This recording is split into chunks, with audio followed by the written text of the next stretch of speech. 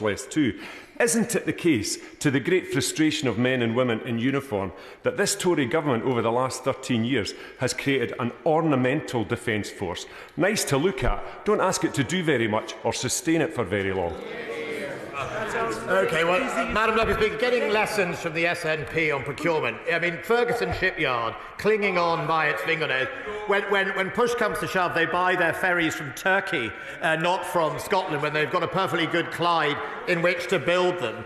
He goes on about all the issues that he thinks is wrong with the armed forces, from a man who is going to campaign to break Scotland away from the United Kingdom, reduce the Scottish armed forces to a rubber dinghy, and of course just tell everyone else that it's all the fault of the English. The reality is Scotland is a proud contributor to our armed forces, has been in history and is today, and also the accommodation that the soldiers have today, the experiences they have in the equipment, is a far better equipment and experiences many of us had in the early 90s. Yes, I am.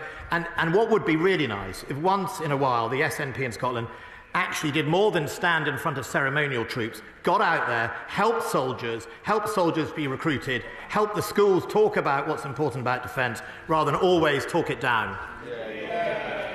Chris Elmore. Two, Madam Deputy